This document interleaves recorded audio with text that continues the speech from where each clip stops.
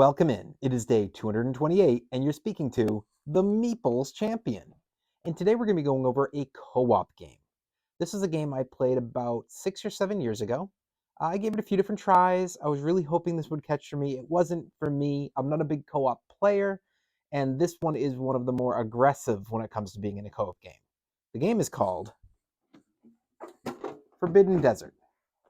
So the concept is you and your partners, up to 6 people, are going to be going into this desert and you're going to be exploring, trying to get your way out. Your mission is there are 4 pieces to your flying machine. You have to get them, and then all of you have to get back to the launch pad in order to get your flying machine working and get out of the desert before a big storm sweeps you away.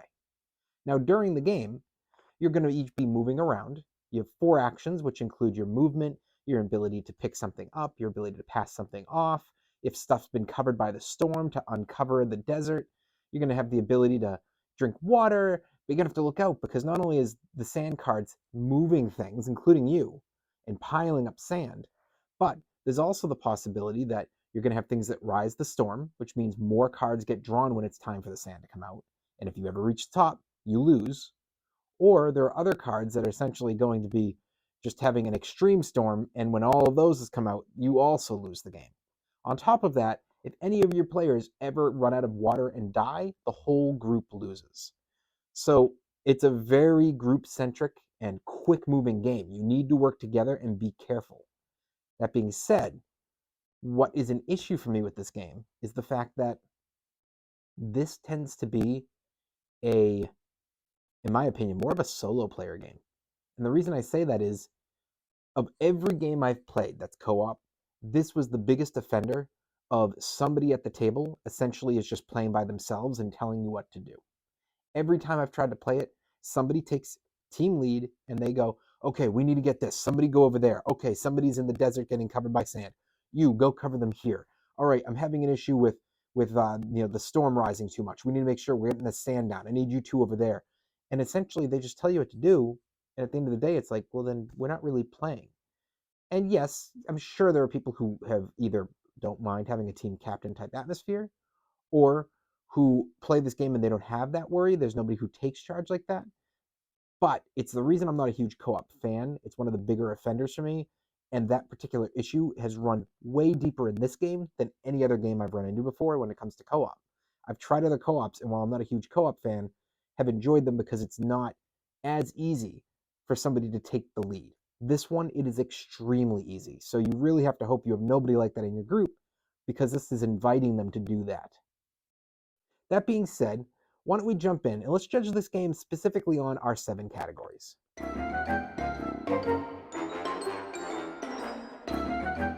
When it comes to the art, I was excited to play this game because this is a great cover, and it's in a tin, which I actually think adds to the art a little bit. The board follows this up. It's a really nice design. The pieces, everything looks really cool. It's a big thumbs up.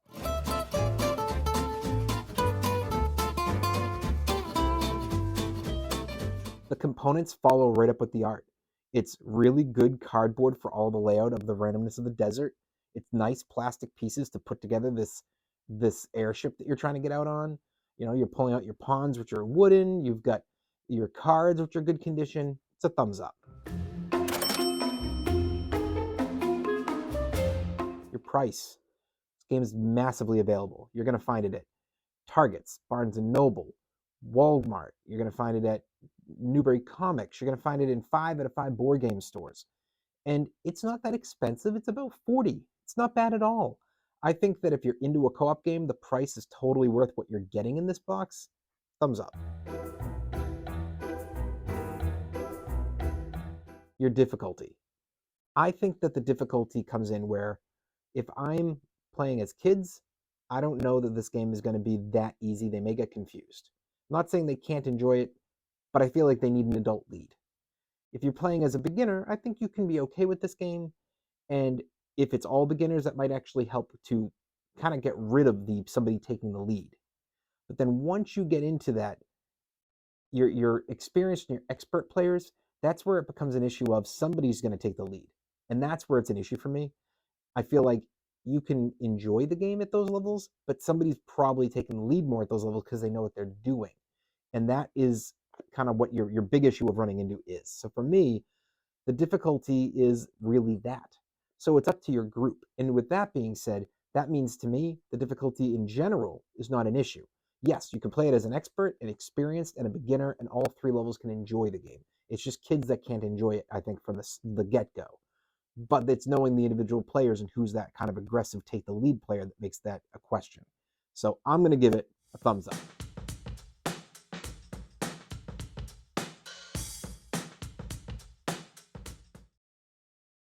Replayability.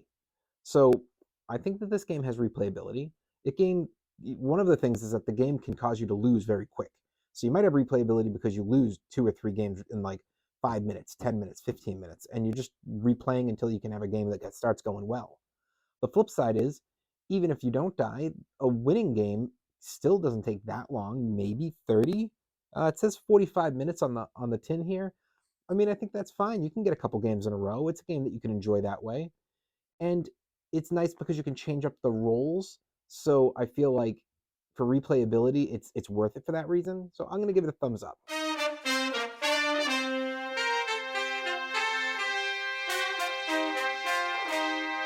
Keys to victory. So the keys to victory are about managing the storm and finding the pieces. The problem I have with this is that really the only true keys to victory are your individual players. Who's playing what role and are they playing it correctly? But I feel like this game, again, the reason team captainship comes in is because you do need to do specific things. We need to be making sure that we're exploring. We don't want to have anybody who's passing out because they don't have enough water. Certain players should team up together because they're good at passing things off and helping each other. And so you tend to have lots of possibilities, but it starts to close if you know what you're doing until you realize, okay, here's the few possibilities that work. And for me, that hurts the keys to victory. It makes it so that doesn't become a plus for the game. It's going to be a thumbs down.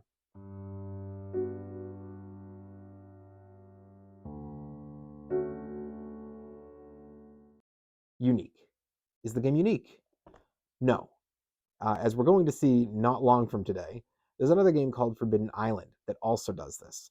There's also other co-ops that do this discovery and advancement type thing. I haven't seen it completely, but I've heard that parts, at least, in comparison to this, are Spirit Island.